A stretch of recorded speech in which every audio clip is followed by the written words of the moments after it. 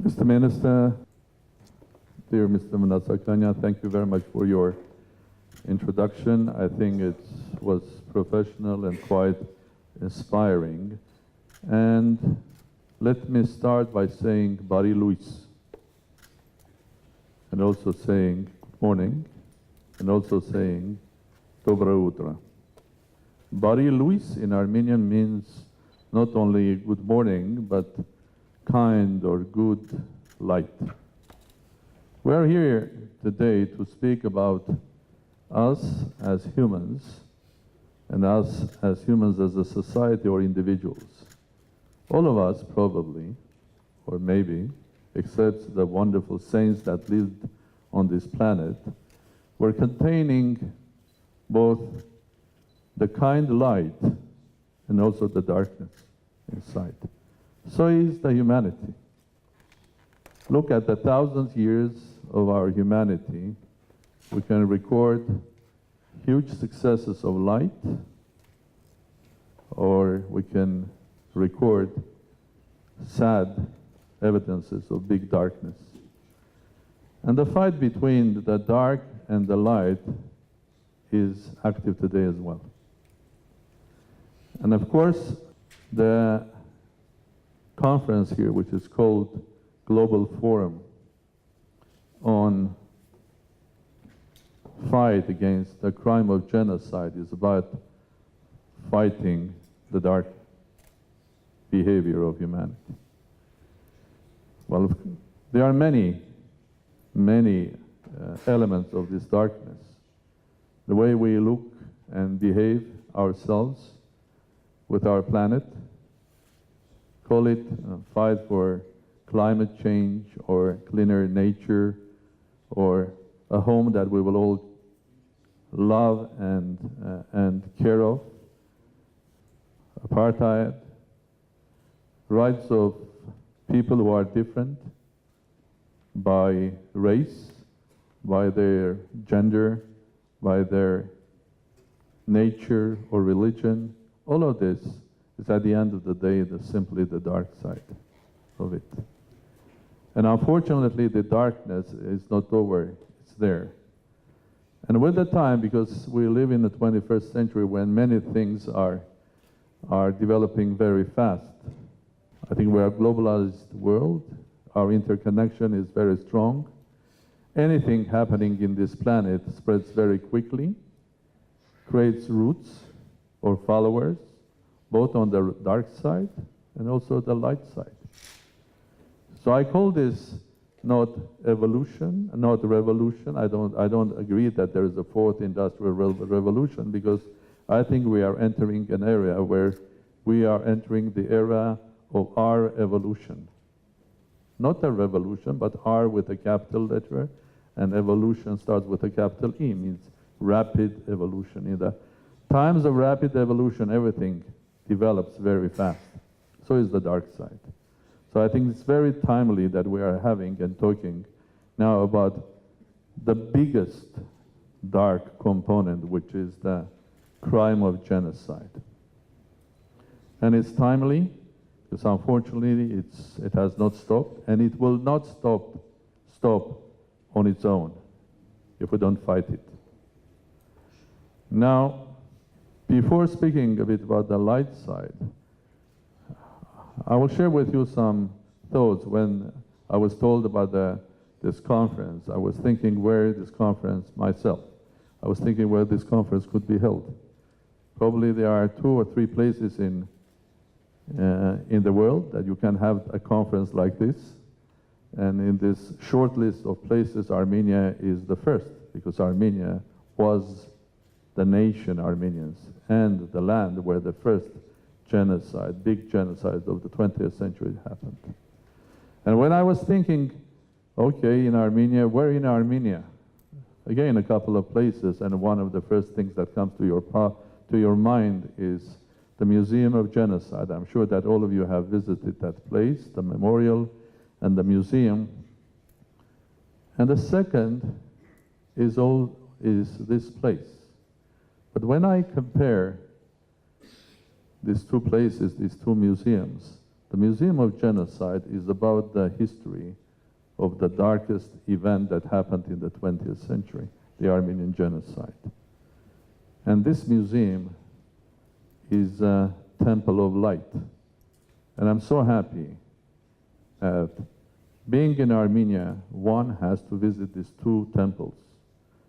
One is the temple of memory of those who perished, of the ugliest behavior of people in the end of the Ottoman Empire, a place where we remember all of the victims, a place where we say never, it should happen never, not only in Armenia, but anywhere in the world.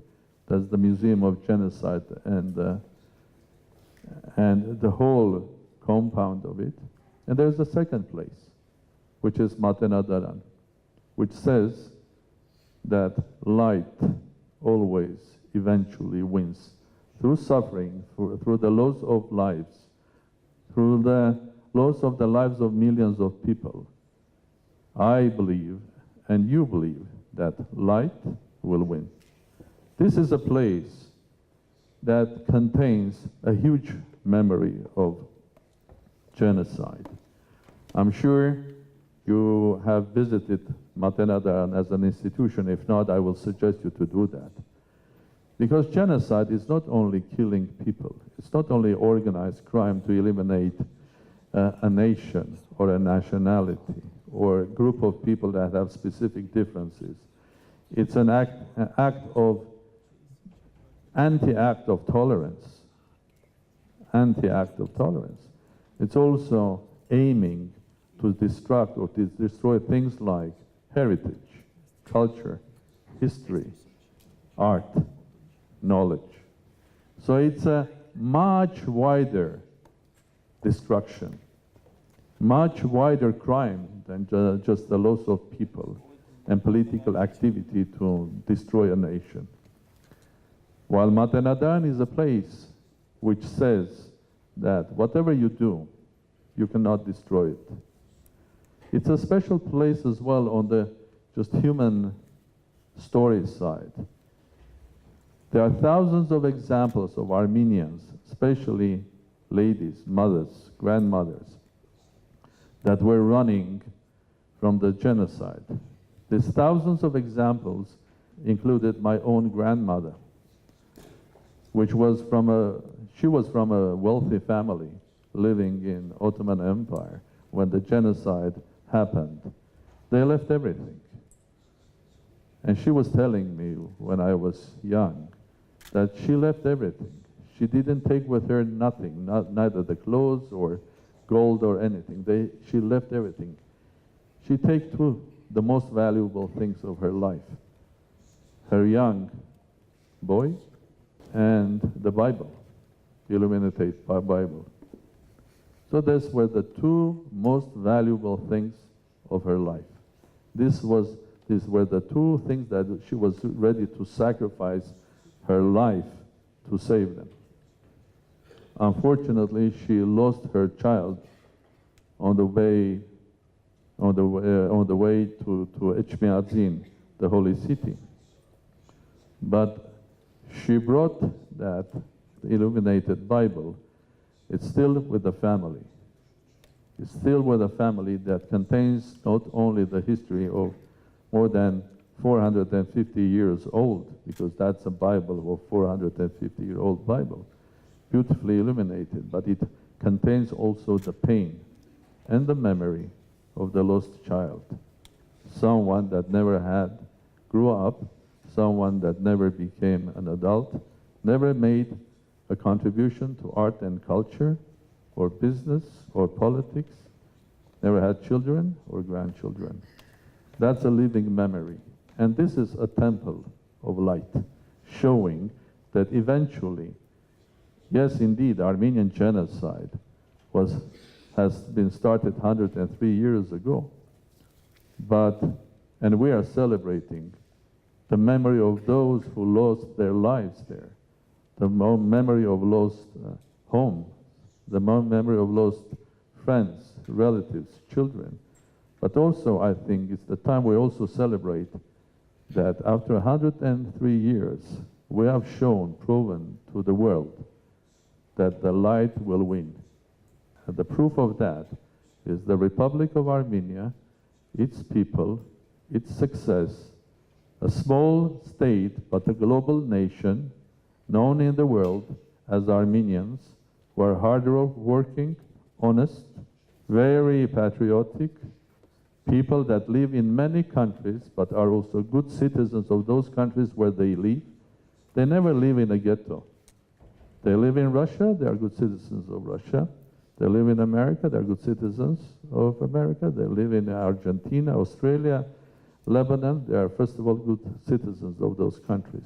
There are those who are contributing to the success of those countries and also to the culture, and bearing inside a pain, but also a dignity and proudness that we can beat the dark side.